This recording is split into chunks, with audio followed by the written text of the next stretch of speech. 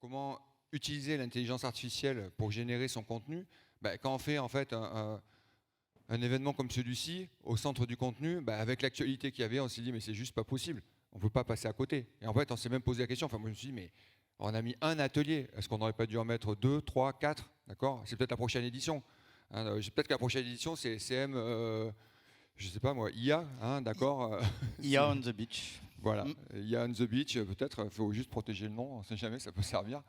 En tout cas, on s'est dit, bon, ben voilà, il faut qu'on arrive à le traiter. C'est à la fois passionnant, enfin, je pense qu'il y a vraiment des choses très intéressantes. C'est en train de bouleverser notre métier, ça va bouleverser votre métier dans toutes les dimensions. Nous, on se pose la question, quand on prend les process, en fait, métier, où est-ce qu'à un moment donné, on va pouvoir avoir de l'intelligence artificielle? Où est-ce qu'on va pouvoir gagner du rendement? Est-ce qu'ils vont nous foutre dehors? C'est la question que je posais, tout ça. Où est-ce qu'on va pouvoir se positionner, nous, par rapport à ça, sachant qu'on a encore une intelligence humaine. Donc c'est ça qui est quand même intéressant, et c'est de voir comment cette intelligence humaine, elle peut se coordonner avec de l'intelligence artificielle. Donc pour ça, Nicolas, je te laisse te présenter, expliquer un peu ce que tu fais, et après on va dérouler, sachant que dans le déroulé, moi j'ai balancé des challenges. J'ai dit, Nicolas, est-ce que tu es capable, ou en tout cas est-ce que tu peux te faire assister pour essayer de, en prenant nos métiers, apporter des réponses par rapport à ça. Ouais, et il m'a dit, t'as été dur quand même, hein, t'as été dur. Écoute, à toi, vas-y, moi je reste un peu sur le côté, d'accord. On va laisser un temps d'échange à la fin, même si des fois je peux te poser une question au milieu, tout ça. Et surtout, vous, préparez vos questions, on essaiera d'y répondre, et surtout Nicolas. Allez, à toi. Super, merci à toi. Bonjour à tous, donc je suis Nicolas Nguyen, expert SEO et cofondateur de SEMJ. Très rapidement, qu'est-ce qu'on fait chez SEMJ? On propose une plateforme SEO pour vous aider à produire des contenus plus performants en SEO, et on intègre notamment l'intelligence artificielle, et on a la chance de travailler avec plus de 300 grandes marques en France et à l'international, notamment dans le tourisme, type voyage privé, Génération Voyage, Géo, etc. Je voulais commencer cette conf en vous partageant cette statistique qui est une étude de Bright Edge qui dit qu'en 2022, seulement 10% des entreprises utilisaient l'intelligence artificielle dans leur stratégie SEO, SEO content. Et sur 2023, eh bien, ils prévoient un énorme boom, 58% des entreprises. Donc c'est juste énorme. Est-ce que ce sera vraiment ce chiffre-là? On ne sait pas, mais ça interpelle. Le sujet, c'est pourquoi un tel engouement autour de ChatGPT.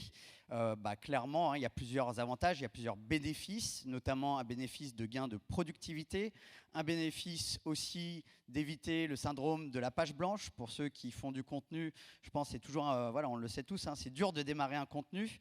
Eh bien, grâce à ChatGPT, on peut rapidement obtenir des idées. Et également, il y a un autre sujet que je trouve intéressant autour de l'IA, que ce soit le contenu rédigé, le contenu image ou bientôt le contenu vidéo, eh bien, la création de contenu est beaucoup plus accessible. C'est-à-dire, si je n'ai pas une compétence de copywriter, je peux quand même, grâce à l'IA, potentiellement faire des choses. Donc ça, c'est intéressant. Et donc, dans cette conférence, l'idée, ça va être de vous montrer de manière très concrète comment on peut utiliser l'intelligence artificielle. Ça vous donnera probablement des idées de cas d'usage pour votre activité. Donc là, on regardera comment créer notamment des personas, comment créer une arborescence de site web, comment optimiser cette arborescence avec de la donnée SEO, comment générer des images, comment générer une page éditoriale, comment générer des posts de réseaux sociaux, comment synthétiser et analyser des avis clients. Et ensuite, on parlera des limites, car il y en a, il faut en être conscient. Hein, ce n'est pas non plus de la magie, l'intelligence artificielle. Et derrière, on se posera la question, dès demain, comment on utilise l'intelligence artificielle au quotidien. Donc, comment utiliser l'intelligence artificielle? Donc là, j'ai pris une thématique qui est proche de chez moi, je suis lyonnais. J'ai pris la région naturelle du Beaujolais. Si vous ne connaissez pas, je vous invite à y aller. C'est vraiment une super région. Et donc, justement, je me suis dit, tiens, alors moi, je ne m'y connais pas du tout, je vous avouerai, sur la création de sites web de tourisme. Donc, je me suis dit, tiens, là, déjà, je vais me mettre dans la peau d'un webmaster qui doit créer un site web pour le Beaujolais, mais justement, comment j'utilise l'intelligence artificielle pour récupérer de l'information. Donc là, comme on peut voir, je demande à ChatGPT qui sont les 3 personas principaux pour du tourisme dans le Beaujolais. Et je lui demande de former un tableau synthétique en 4 colonnes. D'accord? Donc ça, cette petite phrase que j'ai mis au-dessus, ça s'appelle un prompt. Donc vous m'entendrez souvent parler de prompt, c'est le prompt. Et donc on voit la réponse en dessous de ChatGPT qui me génère directement ce tableau. Donc par exemple, j'ai Amélie qui a entre 25 et 35 ans, qui est passionnée de vin, qui habite Paris, qui justement recherche des vins locaux, etc. Je vais avoir Pierre qui est amateur de randonnée, qui réside dans la région lyonnaise. Donc ça, pour info, c'est mon beau-père en l'occurrence. Et après, j'ai Marie qui voyage en famille, etc. Alors bien entendu, le sujet, c'est est-ce que cette information est vraie ou non, hein, c'est toujours le sujet autour de l'IA. Par contre, ça peut m'aider justement à affiner le travail des personas derrière. Je peux lui demander d'autres idées si besoin. Dans tous les cas, c'est intéressant justement pour amorcer le travail. Derrière, c'est important que l'humain continue le véritable travail sur les personas. Ensuite, je vais lui demander justement ces personas, selon toi, de quelles informations ils auraient besoin sur un site web de tourisme pour le Beaujolais. Et donc là, il me répond, il faut que tu mettes des informations générales sur la région, hein, donc description de la région, ses attractions principales, ses événements annuels, etc. Des infos sur l'hébergement, parce que forcément, quand on va faire du tourisme, on a besoin de se loger, donc notamment les différents types d'hébergements, les gîtes ruraux, les campings, etc. Activités et loisirs, notamment les randonnées, le vélo, les visites des vignobles, la dégustation des vins, parce que forcément, on est dans le Beaujolais, etc., etc. Donc ensuite, je vais lui demander de définir l'arborescence du site web au format Markdown. Alors, format Markdown, c'est un format, on va dire, une sorte de HTML très simplifié qui permet on va voir derrière, par exemple, voilà, de créer des listes à puces, de créer aussi des sous-titres, etc., etc.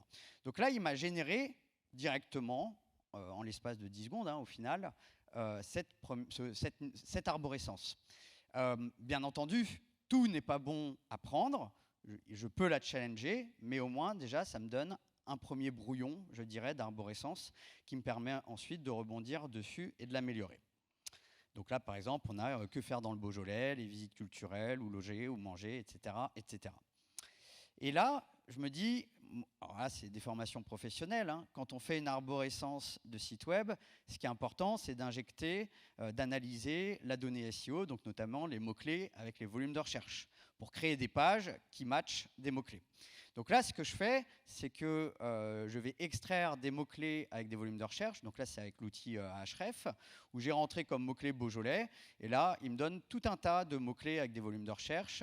Hein, par exemple, le marathon du Beaujolais, donc je vous ai, très connu dans la région, le camping Les Portes du Beaujolais, etc., etc. Donc ça, je prends tous ces mots-clés avec ces volumes de recherche, puisque, a priori, j'ai intérêt, pour une bonne partie de ces mots-clés, de prévoir une page qui va bien.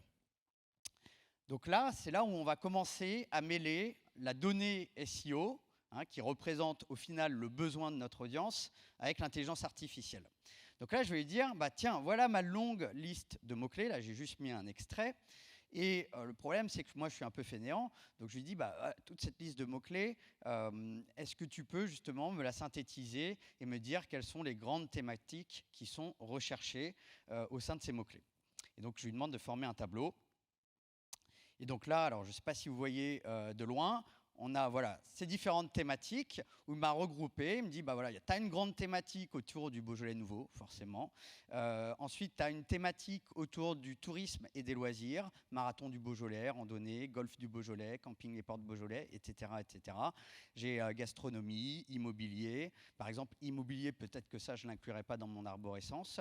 Donc là, ça me permet, en l'espace de quelques minutes, de comprendre et de synthétiser les grands besoins de mon audience.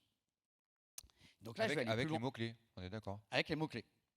Puisque ce que recherche l'audience sur un moteur de recherche, en général, c'est plutôt une bonne donnée, justement, pour comprendre ce qu'il souhaite faire et ce qu'il souhaite trouver comme information. Donc là, du coup, je repars sur mon enjeu de créer une arborescence et je lui dis, voilà les mots-clés que justement j'ai extraits. Et je lui dis, à partir de ces mots-clés, améliore l'arborescence que tu avais fait. D'accord? Fais-moi une V2 d'arborescence. Et donc là, il me crée, alors c'est ça qui est intéressant d'ailleurs avec ChatGPT, hein, c'est qu'on peut lui demander par exemple de générer une arborescence, après on peut lui demander de changer cette arborescence, d'ajouter des items, etc. Il y a un côté très dialogue très ping-pong qui est intéressant à exploiter. Donc là, je lui dis, voilà, à partir des mots-clés, améliore l'arborescence. Et on peut voir toutes les petites étoiles, du coup, ce sont des nouveaux éléments d'arborescence qu'il a rajoutés. Donc par exemple, dans la section 20, il y a les crus du Beaujolais, le Beaujolais nouveau, les vignobles, la route des vins, activités plein air, on va voir les randonnées, golf, la voie verte, etc., etc., etc. Donc là, ce qui est assez intéressant, hein, c'est que j'utilise la donnée SEO pour améliorer directement mon arborescence.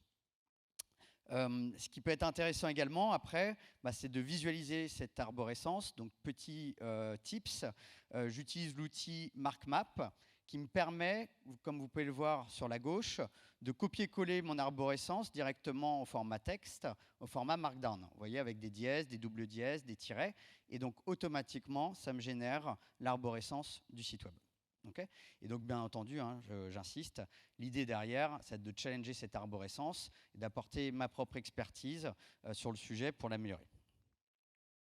Alors ensuite, je vais chercher à créer une nouvelle page sur mon site web. Et donc, je vais partir du principe que je travaille déjà pour ce site web, Destination Beaujolais, que j'avais déjà créé, ou que mon équipe avait déjà créé cette page pour la route des vins du Beaujolais, que je trouve intéressante parce qu'il y a un certain ton de voix, il y a un style d'écriture. Et donc, j'ai envie de m'appuyer sur cette page pour en créer une nouvelle. D'accord ? Donc, ce que je fais, c'est que le texte de cette page existante, eh bien, je le copie et je le colle dans ChatGPT avec le format, comme vous voyez, hein, je mets page route des vins, et c'est pour lui donner un exemple. Et là, je mets le H1, donc la route des vins du Beaujolais, je mets la punchline, découvrez le Beaujolais, etc. Je mets même, du coup, chaque paragraphe avec les call to action, les CTA, pour vraiment lui montrer un exemple.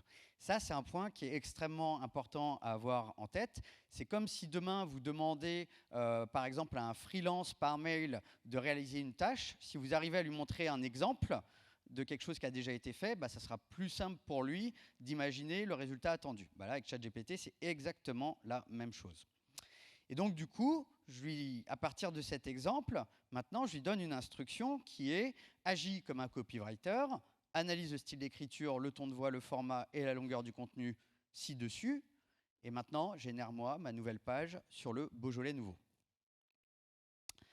Et donc là, on peut voir sur la droite qu'il me propose le Beaujolais nouveau, une tradition à célébrer, embarquer pour un voyage inoubliable à la découverte du Beaujolais nouveau, un vin jeune et fruité, symbole de convivialité et de fête, participer à la fête du Beaujolais nouveau, déguster, etc. en exclusivité. Et donc là, on retrouve du coup, je dirais, ce ton de voix que j'avais sur ma page initiale. Donc ça, c'est intéressant. Hein, si je lui avais juste demandé « rédige-moi une page sur le Beaujolais nouveau », ça n'aurait pas du tout ce style d'écriture, ce ton de voix. Donc le fait de lui donner un exemple, ça l'aide du coup à reproduire.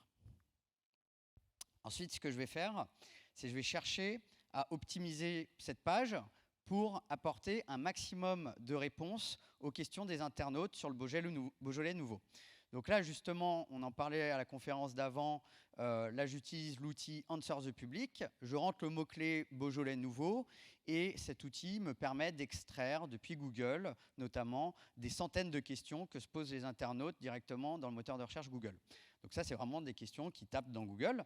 Donc, du coup, ces questions, par exemple, on va avoir c'est quand le Beaujolais nouveau, quand le Beaujolais nouveau, quand le Beaujolais nouveau 2015, combien de temps se garde le Beaujolais nouveau. Donc, vous voyez, dans toutes ces questions, il y a beaucoup de questions qui ont le même sens. Et là, je vais utiliser ChatGPT justement pour m'aider à traiter cette centaine de questions. Et je lui dis, à partir de cette liste de questions ci-dessus, identifie en gros les 10 questions principales. Et génère-moi directement au format Markdown la FAQ de ma page Beaujolais nouveau. D'accord ? Donc je lui dis ça, et là, il me génère, du coup, il a analysé la centaine de questions, il a choisi les 10 questions qu'il estime les principales, et il m'a généré, du coup, la FAQ avec les réponses. Donc là, gros gain de temps. En plus, là, on est très orienté audience grâce à ces questions SEO. Et par contre, il faudra bien vérifier ce qu'il a rédigé, puisque, alors moi, je ne suis pas expert en vin. Est-ce que le Beaujolais nouveau se boit légèrement frais entre 12 et 14 degrés ? Voilà, relisez bien pour être sûr que ChatGPT n'ait pas rédigé une fausse information. Et ensuite, je suis toujours dans ce cas d'usage où je cherche à créer ma page Beaujolais Nouveau. Et cette fois, je vais chercher à générer une image. D'accord ? Donc là, il y a plusieurs outils de génération d'images. Midjourney est l'un des très connus. Il y a Adobe Firefly, qui a l'avantage, Adobe Firefly, de ne pas avoir de sujet autour de tout ce qui est copyright, puisque c'est basé sur leur banque d'images. Donc là, j'utilise Midjourney, notamment parce qu'il y a une fonctionnalité assez intéressante. C'est-à-dire que là, je suis allé dans Google Images, j'ai tapé Beaujolais Nouveau, j'ai pris cette image à gauche, et j'ai demandé à Midjourney de me décrire justement cette image. Donc là, il m'a proposé 3-4 descriptions de cette image en anglais. Donc des gens qui parlent dans une cave à vin en train de boire un verre, etc., etc. Et donc du coup, à partir de cette description texte, je vais pouvoir générer des images automatiquement grâce à l'IA. Donc là, typiquement, j'ai choisi celle-ci. Donc générée du coup très rapidement, en 1 minute. Mon message, ce n'est pas de dire mettez sur vos sites web des images générées par l'IA. Ces images-là, ça peut donner des idées, par exemple, pour préparer un shooting photo, etc. Donc le sujet, c'est pour vraiment booster la créativité à ce niveau-là. Juste pour info, tu as une marque de maillot de bain qui vient juste de sortir une grande Undies. campagne. Voilà. Undies a lancé sa campagne de pub avec, en effet... En se servant en plus de génération la d'images. notoriété de l'intelligence artificielle, ça lui a fait en plus une double pub, parce que tout ça a été repris sur toutes les télévisions et autres. Oui, joli coup de pub, en effet. Donc là, du coup, ma page Beaujolais Nouveau, j'ai le texte, le titre, les accroches, les call to action, les images. Tout est généré grâce à l'IA. Bien entendu, c'est une maquette, j'insiste. Le but, c'est de la retravailler derrière. Donc ensuite, je vais vouloir promouvoir cette nouvelle page sur les réseaux sociaux. Et donc là, tout simplement, je demande à ChatGPT de générer sous forme de tableau un post Facebook, un post Twitter, un post LinkedIn. Là, ce qui est important de prendre en compte, c'est que en fait, je lui donne une instruction qui est très simple, qui tient en 2 lignes. Après, si je souhaite être plus précis, par exemple lui dire tiens, pour Facebook, je souhaite que tu attaques plutôt tel angle éditorial, etc., je peux. Là, c'est juste pour vous montrer rapidement, mais plus vous avez un prompt qui est fourni, une instruction qui est fournie et détaillée, plus vous pourrez faire des choses, je dirais, poussées. On peut faire 2 secondes, une question à la salle. On peut allumer, c'est possible ? Voilà, juste, qui génère des posts réseaux sociaux avec de l'intelligence artificielle ? Ah oui, quand même. Voilà. Il y a du monde. D'accord. Pour info, la plupart des posts LinkedIn sur la promotion de l'événement ici ont été faits avec ChatGPT. D'accord. Alors pas tout, enfin, c'est ce que tu disais exactement, c'est-à-dire qu'en fait on s'en sert moitié IA, moitié IH. D'accord. C'est vraiment les deux. Mais c'est intéressant et je pense que si on reposait la même question dans 1 an. Ah oui, parce que là on avait presque 30%, donc ça va vite, ça va vite. Et sachant que cette notion, on appelle ça l'IA générative, faut savoir qu'elle arrive directement dans les outils type Google Doc, Word, Excel, Google Sheet, etc. Donc l'IA générative, tout le monde pourra l'utiliser très rapidement. Alors, ensuite, on pourrait se dire, avec l'IA, est-ce que je peux générer des idées d'articles de blog ? Parce que ça, je le vois souvent sur LinkedIn, sur Twitter. Ah, c'est génial, j'ai 20 idées de contenu à créer grâce à ChatGPT. Hop, c'est parti. Donc là, je vous montre justement plutôt un contre-exemple où toujours j'ai des mots-clés en entrée pour ChatGPT et je lui dis, analyse les mots-clés ci-dessus et propose 10 idées d'articles en ciblant des mots-clés informationnels, donc c'est les mots-clés Google où des articles de blog se positionnent et non des catégories commerce, par exemple. Et là, du coup, je dis, voilà, génère-moi des idées d'articles sous forme de tableau avec le mot-clé qui est ciblé, le volume, et puis l'idée du titre. Et donc là, en fait, il me propose, par exemple, pour le mot-clé maison ancienne à vendre dans le Beaujolais, top 5 des maisons anciennes à vendre dans le Beaujolais. Bon, caractère et authenticité. En fait, pourquoi c'est pas bon, ça, et c'est là où justement il y a un enjeu de garder son esprit critique, c'est que sur ce mot-clé, typiquement, Google ne positionne pas des contenus, des articles de blog, il positionne des listings d'offres, des listings de maisons à vendre.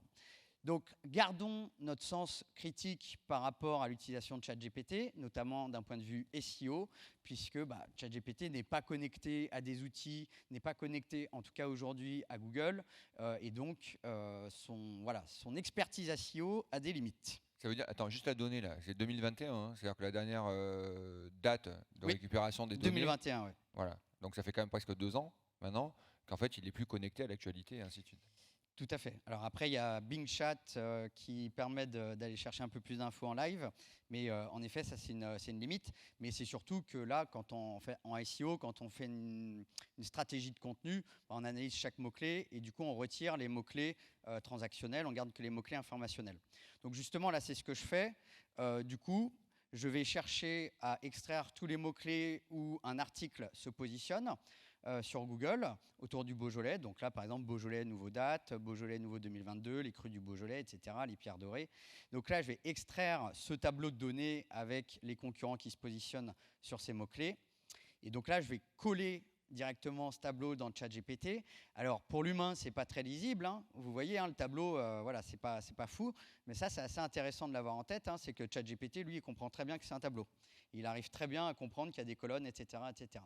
Et donc là, je lui dis, à partir de ce tableau, j'aimerais que tu réalises un calendrier éditorial où tu me proposes.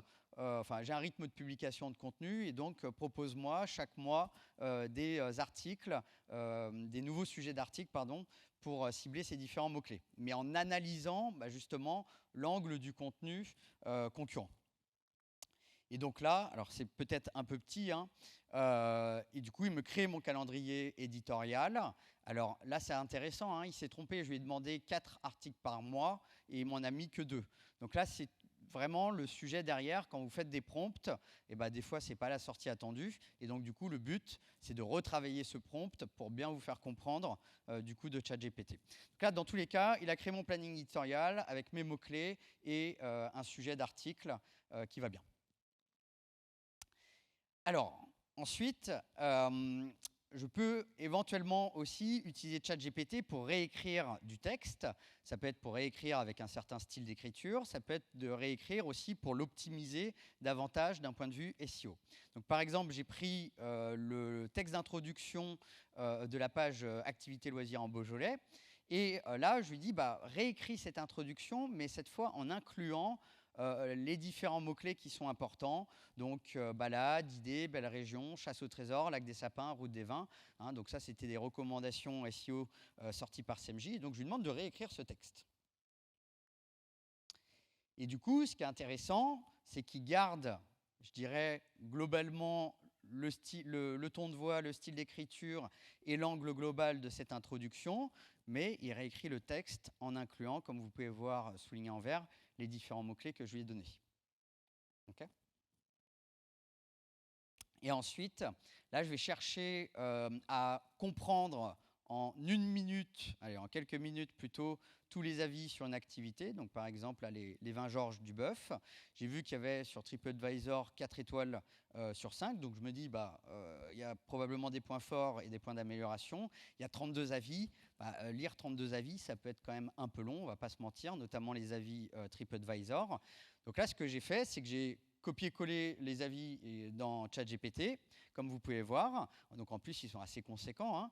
Et là, je lui dis, analyse les avis ci-dessus et crée un tableau avec, en colonne 1, les points forts et les points faibles, et en colonne 2, un exemple court. D'accord ? Et donc là, comme on peut voir, d'un côté, j'ai un premier tableau avec les points forts. De l'autre côté, j'ai les points faibles. Par exemple, dans les points forts, on va avoir la belle présentation des musées, du musée et des objets. Donc là, l'exemple, ça me permet de contextualiser. Hein, pourquoi il me dit ça ? La qualité de la cuisine, large choix de vins, etc. Et dans les points faibles, on a le prix des vins dans la boutique, peu d'enthousiasme du personnel. Hein, le personnel n'était pas très intéressé à expliquer les vins, etc.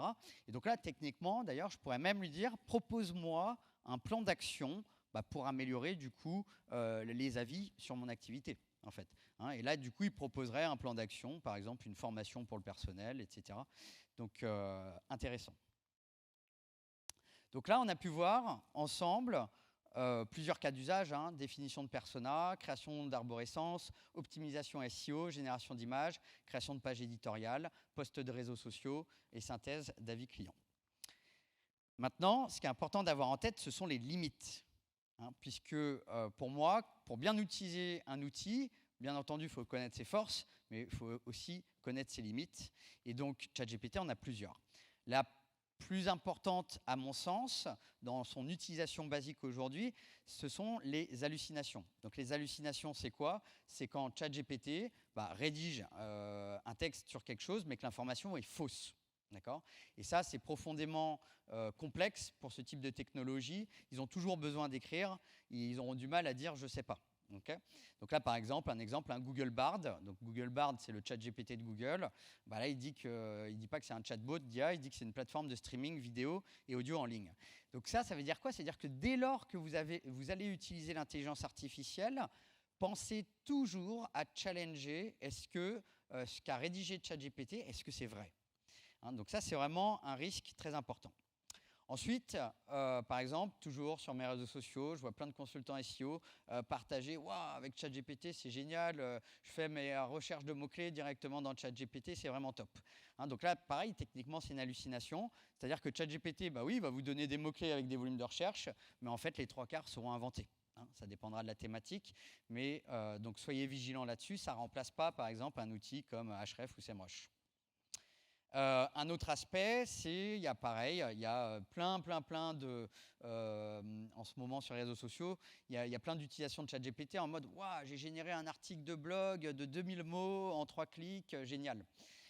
Sauf que, en fait, ces contenus générés avec ChatGPT, de base, ils ne sont pas du tout optimisés SEO, il faut en être conscient. Donc là, je vous montre, ça c'est avec l'extension Chrome de SEMJ, qui se plug directement sur toutes les pages, notamment dans ChatGPT. Et donc là, on voit qu'on a un score d'optimisation SEO qui est faible, 48 sur 100. Donc soyez vigilants sur la création pure, je dirais, de contenu de A à Z. Pour moi, c'est une pratique, faut être très vigilant. Et pensez du coup à optimiser d'un point de vue SEO ces contenus. Ça veut dire que c'est un assistant avant tout quand même.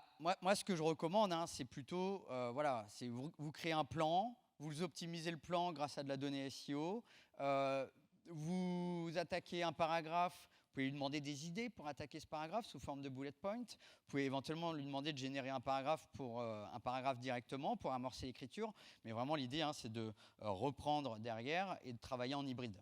De ne pas laisser l'IA faire le job à 100%, sinon ça fonctionnera difficilement. En tout cas, d'un point de vue SEO. Et donc, haute limite, comme on disait, les données, elles sont jusqu'à 2021 dans ChatGPT. Donc, par exemple, si je lui pose cette question, du coup, il ne sait pas ce que c'est la NUPES. Donc ça, c'est une limite, même si avec Bing Chat, ça sera un peu moins le sujet. Et en parallèle, ChatGPT est en train de lancer leur système de browsing, c'est-à-dire qu'il va pouvoir parcourir Internet directement aussi, pour casser cette limite. Et il y a un autre point, parce qu'on me pose souvent la question en conférence, c'est oui, mais alors attendez, si on est 300 entreprises à demander la même chose à ChatGPT, par exemple, rédige un paragraphe sur le SEO, est-ce qu'il y a un risque de contenu dupliqué? Pour moi, le sujet, c'est contenu dupliqué, c'est-à-dire mot pour mot, la chance est faible, mais que le contenu soit équivalent et le même sens, sur les 200 contenus créés, je pense que oui, le risque est très fort, puisque là, je vous montre un exemple. Quand je lui dis rédiger un paragraphe sur le SEO, j'utilise un outil là qui permet de détecter ce qu'on appelle le paraphrasing, c'est-à-dire que les phrases, elles ont le même sens, elles sont surlignées là en orange, et donc globalement, oui, il a rédigé la même chose 2 fois, c'est juste qu'il utilise des mots et des expressions un peu différentes. Est-ce que c'est dans l'intérêt Google, quand quelqu'un tape un mot-clé comme le mot-clé SEO, de positionner 10 résultats où les contenus veulent tous dire la même chose, c'est juste qu'ils sont écrits de manière un peu différente? Je ne suis pas sûr. Donc ça, vigilance sur cette partie-là. Et donc ensuite, on peut se poser la question de comment utiliser l'IA dès demain. Clairement, grâce à l'IA, il y a un gain de temps sur certaines tâches qui permet du coup, de passer plus de temps pour rendre le contenu encore plus qualitatif. Ça, pour moi, c'est un point que je trouve important. C'est je libère du temps sur certaines tâches pour déplacer ma valeur et faire en sorte que le contenu que je vais faire, il soit encore plus qualitatif pour mon audience. Si je peux me permettre là-dessus, parce qu'on pousse beaucoup, pour ceux qui me connaissent, et puis tout ça, c'est sur la logique d'expertise. Expertise dans l'usage de l'IA, mais surtout dans le tourisme, expertise sur la destination. C'est-à-dire que la force, quand même, à un moment donné, des des offices du tourisme, des comités départementaux et autres, c'est en fait que vous êtes sur la destination et vous avez de l'expertise. Donc c'est clair que si on la remplace par un ChatGPT qui lui ne fait que récupérer de la donnée, tout ça, moi je pense que l'avènement en fait de ChatGPT, c'est justement d'aller encore plus approfondir votre expertise et après de l'intégrer dans ChatGPT et sur la forme, sur la façon de le traiter. Moi, je pense que vous aurez beaucoup plus de temps, justement. Hein, si on considère que, par exemple, une page éditoriale, on va mettre une bonne page, hein, je parle le truc vraiment structuré de ça, qui aujourd'hui, il faut bien quoi, selon l'expertise, une journée, 2 journées pour construire une bonne page, tout ça. Si demain, je mets 2 heures pour la faire, ça veut dire qu'il va me rester une journée ou une journée et demie pour en faire une deuxième, voire une troisième. Mais par contre, si je veux y mettre du contenu à valeur ajoutée, il faut que j'ai de l'expertise, il faut que je connaisse, il faut que j'aille sur le terrain, il faut que j'aille chercher cette information. Exactement. Et c'est là où justement l'expertise prend tout son sens. C'est que du coup, ce temps gagné, eh bien, du coup, on va pouvoir l'utiliser pour vraiment mettre son expertise au cœur du contenu. Et c'est ça qui fera la différence par rapport à tous les autres contenus. Et il y a un autre aspect, hein, c'est que produire du contenu, comme tu dis, hein, c'est long. C'est très très long, c'est chronophage. Grâce à ChatGPT, du coup, un avantage, enfin grâce à l'IA de manière générale, c'est que potentiellement vous allez pouvoir produire plus de contenu, bien entendu en gardant un gros seuil de qualité. Il ne faut pas privilégier la quantité à la qualité. Et du coup, qui dit production de contenu dit une opportunité pour démultiplier votre visibilité digitale, hein, que ce soit en SEO, bien entendu, mais également sur les autres canaux. L'autre point, on l'a vu ensemble, il y a plusieurs limites. Donc prenez vraiment garde à ne pas réduire du coup la qualité de vos contenus en injectant par exemple dans les contenus des fausses informations. Ne tombons pas dans le ah tiens, je vais faire 100 contenus full automatique de faible qualité.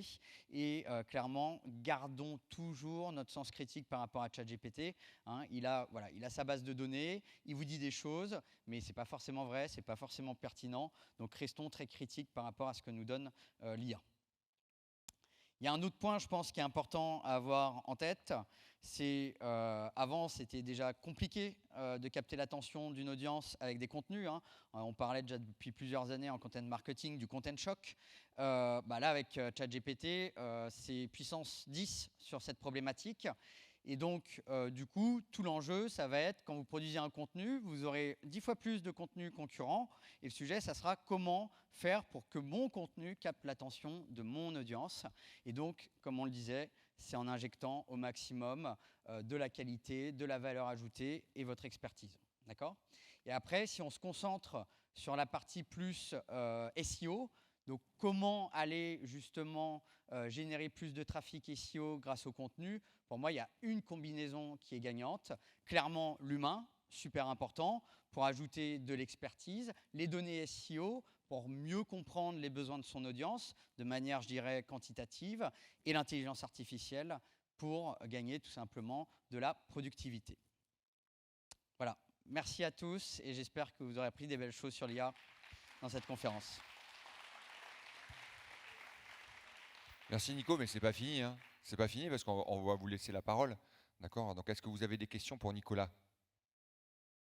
Je suis sûr qu'il y a des questions quand même. Ou alors vous êtes fatigué. Ah. Juste, il y a quelques... J'y vais ? Voilà, il me manque un... Si j'ai pas de micro.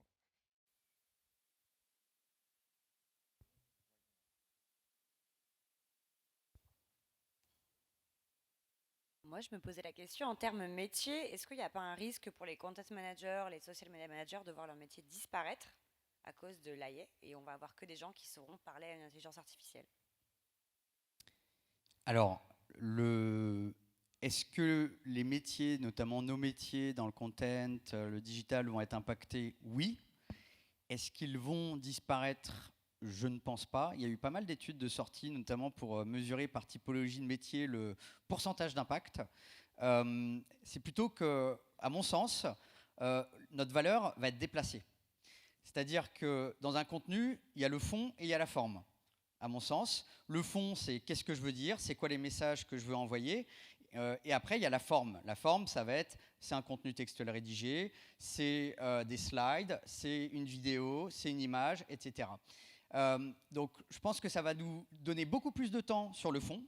Donc du coup, le gain de valeur sur le fond va être plus fort. Par contre, la forme, en effet, je pense potentiellement, à terme, 80% pourra être réalisé par de l'IA.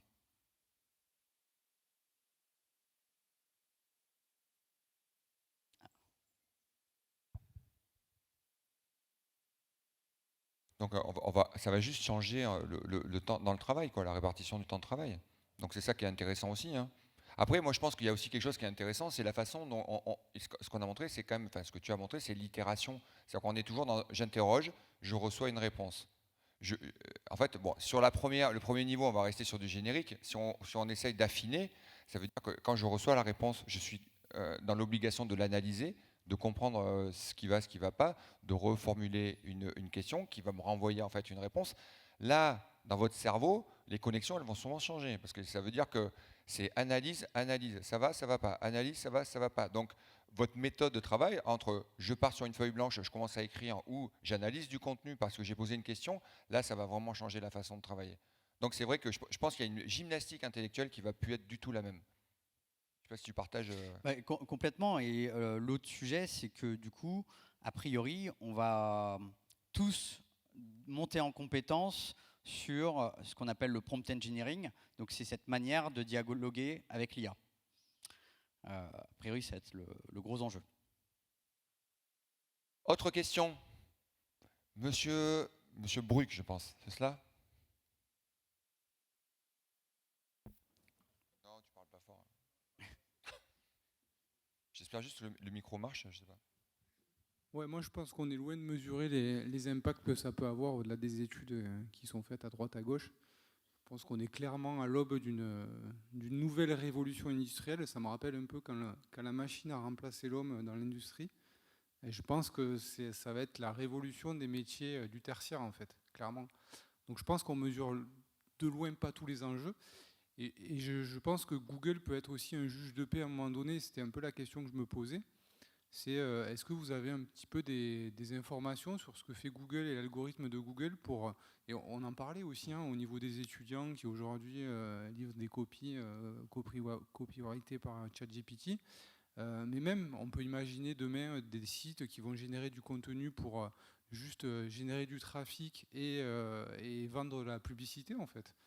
Et peut-être même se mettre en concurrence avec des sites de destination. Ça, on peut facilement l'imaginer. Et dans un temps court. Et est-ce que Google, à un moment donné, va être le juge de paix? Et si oui, est-ce qu'il commence un peu à travailler sur ces sujets au niveau de l'algorithme? Alors, c'est sûr que les Black Hat SEO, ils ont toujours été très friands des technos de génération automatique de contenu hein, pour générer, je dirais, automatiquement plusieurs sites web avec des milliers de pages de contenu pour capter du trafic, générer de l'argent. Donc forcément, là, c'est la porte ouverte avec GPT. C'est pour ça que Google réagit notamment de plusieurs manières grâce à des mises à jour d'algorithmes, notamment la Google Helpful Content, hein, pour vraiment déclasser les sites web avec des contenus de faible qualité et d'autres mises à jour.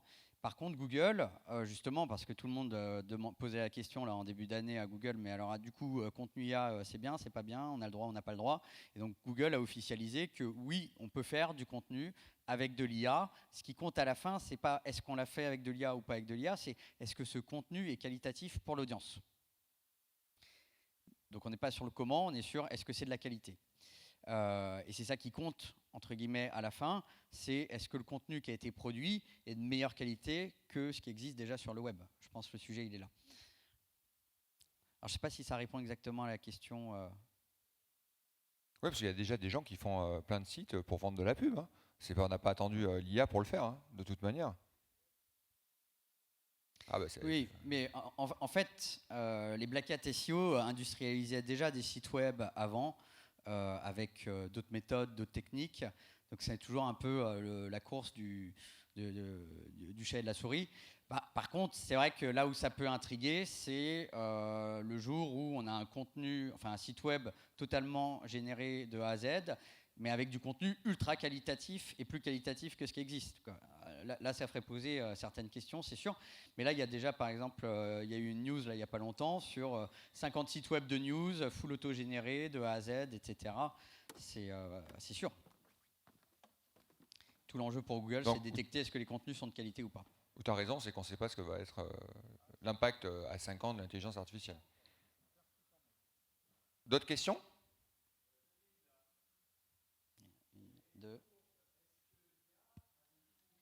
Est-ce que l'IA a de l'humour? Oui. Je peux répondre 2 secondes? Oui. Sur le site, on a fait 2 articles, dont un article de post pour annoncer cet atelier sur le site de Sam on the Beach. Pareil, donc méthode, plan, rédaction et tout ça. Et à la fin, je lui dis, mais mets-moi de l'humour. D'accord, vous irez lire si vous voulez l'article, tout ça. C'est en gros, enfin moi je disais à un moment donné, j'avais lancé, je dis à combien de pourcentage écrit à la main. D'accord, en été j'avais laissé plusieurs possibilités. C'est 80, à peu près 98%. J'ai changé 3-4 mots sur l'article. Et quand je lui dis fais de l'humour, il a sorti de l'humour. Alors je ne l'ai pas là sous la main, mais allez voir l'article sur le. Et l'humour était bien placé. D'accord, c'est-à-dire que c'était pas de l'humour à 2 balles entre guillemets. Bon, après, je ne dis pas que c'était pas un humoriste d'accord français, mais en tout cas, il est capable de le sortir, quoi. Enfin, en tout cas, moi, je l'ai laissé, il n'y avait pas de souci, au contraire, c'était intéressant. Par contre, peut-être une remarque, moi, à titre perso, c'est que quand je lui ai dit, parce que je n'ai pas fait que ça, j'ai dit optimise-moi le truc sur les mots-clés que je lui ai donnés, je lui ai donné mets-moi de l'humour, et des fois, par contre, quand il me fait une réponse comme ça, il me décale un petit peu le sens premier que j'avais réussi à trouver au départ. Donc en fait, dans la logique d'itération, il a presque un peu l'humour à sacrifier une partie du contenu, tout ça. Alors ça, c'est peut-être moi aussi qui n'étais pas, je suis pas un expert là-dessus, mais en tout cas, c'est ce que j'ai retenu un peu sur l'exemple. Je crois qu'il y a une question là-haut.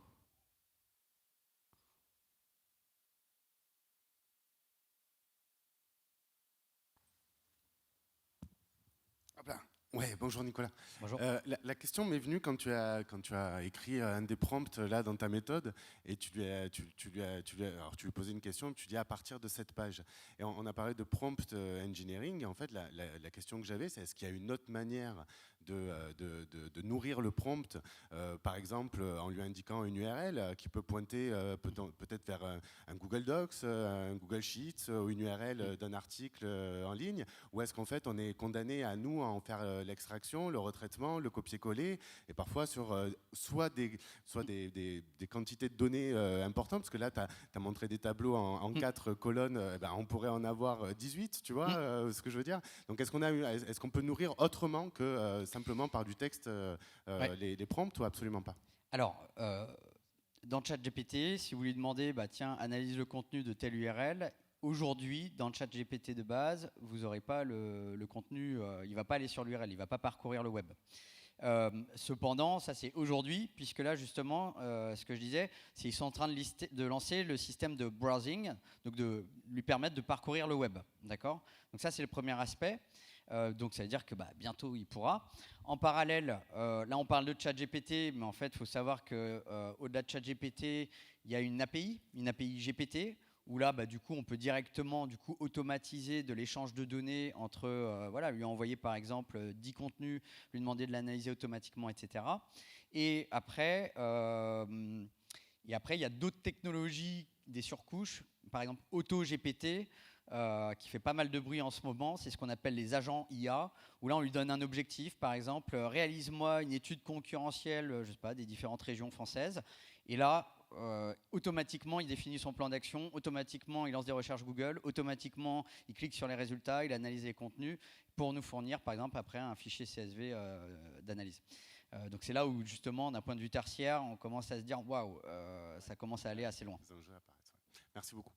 Donc je pense que ça va arriver très vite, parce que de toute façon, c'est toujours le sujet autour de l'innovation, hein. Dès qu'il y a des limites autour d'une techno, en général, l'humain aime bien casser les limites. Pour récupérer l'étude, en fait, on peut aller boire un coup, et puis pendant ce temps, il fait le travail, quoi. C'est ça. C'est impressionnant, hein. Il effectue 200 tâches, alors c'est encore en mode prototype, hein, donc c'est pas encore au point de 100%, mais c'est ultra impressionnant. Il y a 2 questions ici. Ah, il y a une question là-haut, pardon. Oui, Bonjour. moi en fait j'ai une question presque sociétale, psychologique. Qu'en est-il de notre créativité et de la gymnastique que le cerveau est obligé à avoir pour être créatif? Si on prend un texte qui a déjà été fait, on le retravaille, ce n'est pas pareil d'une page blanche. Donc qu'en pensez-vous? Oui. Alors là, je vais vous partager ma vision extrêmement personnelle. Alors, en plus, j'ai fait des études de beaux-arts. Donc, dans la créativité, pour moi, il y a deux choses. Il y a, pareil, j'y retourne, hein, c'est le fond et la forme. Donc justement, je pense que, par exemple, quand on voyait avec Midjourney, mais ça peut être pareil avec ChatGPT pour du texte, on va rendre beaucoup plus accessible la création, en fait, de contenu à des gens qui n'ont pas forcément la compétence technique pour rédiger du contenu ou pour générer une image ou prendre une photographie. Donc là, on est en train de dire que aujourd'hui, avec Midjourney ou Adobe Firefly, vous pouvez tous, par exemple, créer un storyboard de film. Ce qui va compter, c'est vraiment ce que vous avez imaginé. Et après, la technicité de générer les images du storyboard, c'est l'IA qui le fera. Donc, tout le sujet, c'est comment définir la créativité. Mais pour moi, l'IA peut justement libérer la créativité de personnes qui n'auraient pas forcément, par exemple, fait ce storyboard de film. Il y avait 2 questions devant. Ouais. Là, on voit bien que l'intelligence artificielle n'a que 6 mois, parce que ça s'est sorti au mois de novembre. J'ai vu que dans certains articles, c'était comme si c'était l'arrivée du smartphone qui a complètement bouleversé on va dire l'usage que l'on peut en faire de nos codes bancaires, réseaux sociaux et même visualisation d'un site internet. Et moi, comme du coup, en fait, je suis dans une réflexion de refonte de site internet. On voit bien que déjà les moteurs de recherche vont proposer bientôt à l'internaute, enfin d'ailleurs Bing le propose, je crois, il me semble, une recherche aux mots-clés classiques et une autre recherche par l'intelligence artificielle. Finalement, comment ça va impacter nous, sites de destination? Je sais qu'il n'y a pas que ChatGPT, par exemple, il y a d'autres outils où on demande des recherches, d'idées de séjour en famille dans une ville. Ouais. L'outil va sortir un article avec les 3 sources qu'il a trouvées. Oui. Et donc là, le site de destination pourrait être pertinent de continuer à alimenter son site de destination pour que l'intelligence artificielle puisse s'inspirer de ces contenus-là. Mais au bout d'un moment, je me dis, finalement, il va faire un mix de tout un tas de sites. Et le site de la destination, finalement, l'internaute ne va plus passer par ça parce qu'il aura son assistant bientôt. Parce que là, on dit bien qu'on est dans 6 mois, mais dans 1, 2 ans, 3 ans, déjà la création d'un site internet, ça compte, on va dire, pour les 6 mois de brief, 1 an de conception. Est-ce qu'on ne sera pas déjà en retard par rapport à ça d'ici 2 ans, quoi? Ouais. Alors c'est sûr que l'arrivée du coup de cette IA fait poser plein de questions, notamment autour de quels vont être les changements d'usage des internautes. Puisque l'internaute, il va vouloir parfois trouver des réponses à ses questions, trouver des idées, etc. Et donc là, en effet, dans Bing, en mode bêta, mais bientôt ouvert au grand public, vous pouvez directement dans Bing demander donne-moi 5 idées de sortie ce week-end à Mandelieu. Et en fait, ce que va faire Bing, c'est qu'il va lancer une recherche sur le mot-clé activité Mandelieu et il va proposer des activités à partir des articles qu'il a trouvés. Mais ça, du coup, c'est l'IA qui rédige directement. Alors, il cite les sources, on peut cliquer dessus, mais bon, potentiellement, j'ai déjà ma réponse dans le chat. Et hier, Google a tenu sa conférence pour annoncer ses nouveautés. Et donc, dans Google, vous aurez exactement le même sujet, c'est-à-dire je tape un mot-clé, activité Mandelieu, et crac, j'ai l'IA qui répond directement à mon besoin. Ça fait poser plein de questions autour de le trafic vers les sites web, comment ça va se passer. Et il y a un autre sujet, par contre, à avoir en tête, c'est que l'intelligence artificielle, elle a entraîné sur les contenus qui sont sur le web. Donc si tout le monde arrête de produire du contenu, l'IA elle sera plus à jour à un moment donné. Donc il y a un jeu un peu d'équilibriste en ce moment de Bing et Google entre l'IA permet d'avoir la réponse le plus rapidement possible, mais à côté de ça, faut pas non plus qu'on se tire une balle dans le pied et que les créateurs de contenu arrêtent de créer du contenu. Ce qui est intéressant quand même là-dessus, c'est la donnée.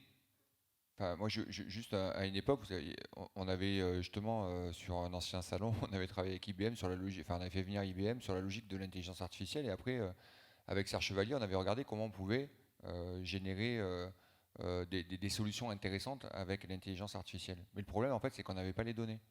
Donc en fait, on ne pouvait pas traiter, enfin sans données, on ne peut pas aller bien loin. Donc on peut faire la mise en forme et tout ça. Donc à un moment donné, il faudra bien traiter la donnée.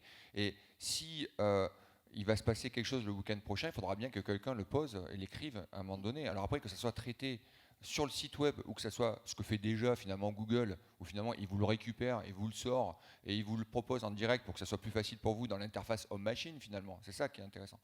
Et moi, je pense qu'il y aura toujours besoin de l'avoir de la donnée. Et là, en fait, c'est là le big data qui a tout son sens aussi derrière.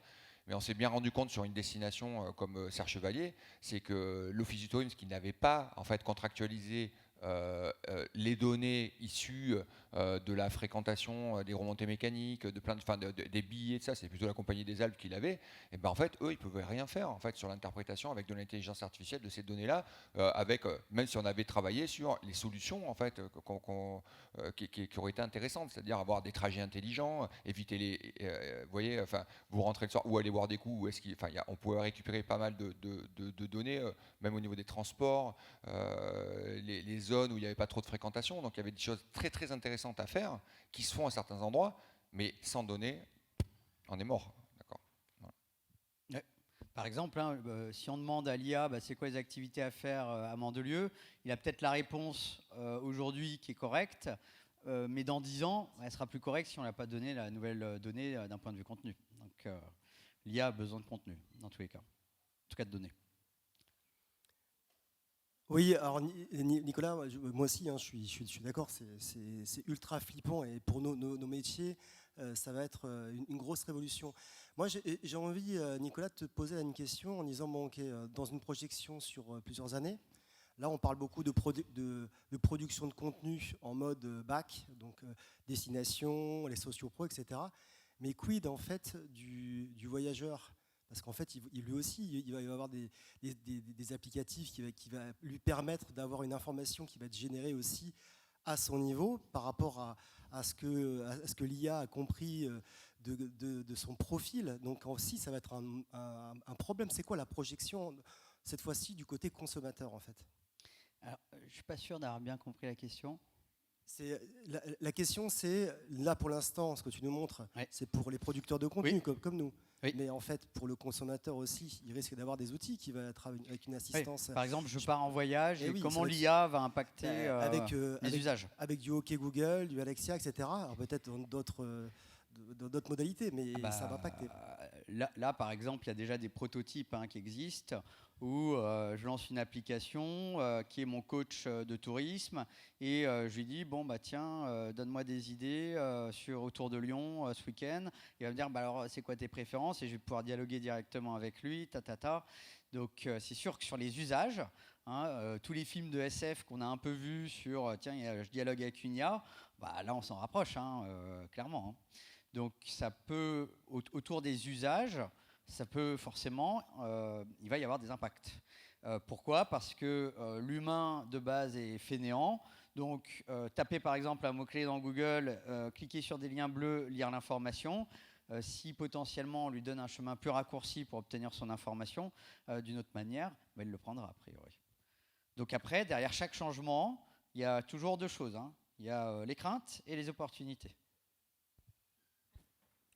Donc, il y en a encore une ? Ouais, en fait, une un peu marrante. Du coup, une pas marrante et une marrante. La pas marrante, c'est est-ce qu'on peut bloquer l'IA sur son site, en fait, lui dire viens pas indexer mes contenus, je te veux pas sur mon site, en fait, pour avoir en fait un peu la valeur ajoutée toujours en permanence sur son site. Ça, c'est la première question. Et la deuxième, est-ce qu'on peut la faire tourner en boucle, en fait ? Est-ce qu'on peut la faire dialoguer avec elle ? Est-ce qu'on peut dialoguer avec l'IA ? Non, est-ce qu'on peut faire en sorte que l'IA dialogue avec elle-même, en fait ? Ah oui. Alors, je réponds à la question marrante. Donc oui, vous pouvez faire dialoguer l'IA entre elles. Si vous démarrez deux chats et vous copiez-collez les réponses ou vous le faites par API et du coup, oui, les IA se parlent. Il y a même eu une expérience où ils ont pris un petit jeu vidéo, ça ressemble un peu à Zelda, et ils ont mis 25 petits bonhommes qui étaient pilotés par l'intelligence artificielle, un peu comme dans les Sims, et du coup ils interagissaient ensemble, etc. Donc complètement, on peut faire un aquarium à intelligence artificielle. Et pour l'autre partie, qui est est-ce qu'on peut bloquer le fait que l'IA vienne chercher de l'information sur notre site web. Le problème, c'est qu'il y a plusieurs manières, je dirais, de nourrir les données de l'intelligence artificielle. Donc il y aura les différentes manières de par exemple Bing Chat va directement récupérer de mon contenu. Donc là potentiellement oui, là vous pourrez le bloquer. Par contre si votre contenu a déjà été aspiré dans les données de ChatGPT, c'est déjà foutu entre guillemets pour les anciennes quoi. Et pour bloquer des nouvelles aspirations, à voir. Mais là, justement, il faut savoir que l'Europe est en train de réguler cette partie IA parce qu'il y a en effet beaucoup de sujets autour de les copyrights. En fait. Hein, c'est là, les gros sites de contenu, on nourrit cette intelligence. Et donc, à un moment donné, forcément, se pose la question du comment on partage le gâteau, quoi. Je me permets la dernière question, Nicolas, sur les données personnelles. Parce qu'en fait, ce qui se passe quand même à un moment donné, c'est quand moi, si je mets des données personnelles dans ChatGPT aujourd'hui, est-ce que ChatGPT peut les réutiliser pour d'autres usages plus tard sur de la machine? Oui. Alors, en effet, dans ChatGPT, de base, la force, entre guillemets, de ChatGPT, en tout cas plutôt le coup de maître, ça a été qu'ils se nourrissent en fait, de toute l'utilisation des utilisateurs pour l'améliorer, en fait. Et donc, du coup, depuis peu, là, je crois depuis 3 semaines, ils ont déployé une option qui permet, du coup, de on va dire, de garder les données que vous lui donnez de manière confidentielle. Parce qu'avant, en gros, pour la faire courte, dès que vous dialoguez avec ChatGPT, la donnée est stockée sur un serveur et elle peut être réutilisée. Et donc là, par exemple, il y a eu un bad buzz autour de Samsung, puisque des employés de Samsung ont envoyé dans ChatGPT des données pour les analyser. Et puis après, les autres utilisateurs y avaient accès. Hein, donc maintenant, voilà. Donc, niveau confidentialité, c'était pas fou, mais là, maintenant, ils viennent de déployer une nouvelle option là-dessus. Bien, l'heure avance. D'accord, il n'y a qu'à 2000 dehors avec la voiture qui nous attend pour rentrer chez nous. Cool. D'accord, oui, on y est, ça y est. Merci à tous pour votre participation. Vous êtes restés tard, parce que là, c'est un peu long maintenant sur 2 jours. J'espère que vous vous êtes régalés, que vous avez appris plein de choses. Et on vous donne rendez-vous peut-être l'année prochaine ou bientôt en tout cas. Merci encore. Et merci Nicolas pour ta participation. Merci.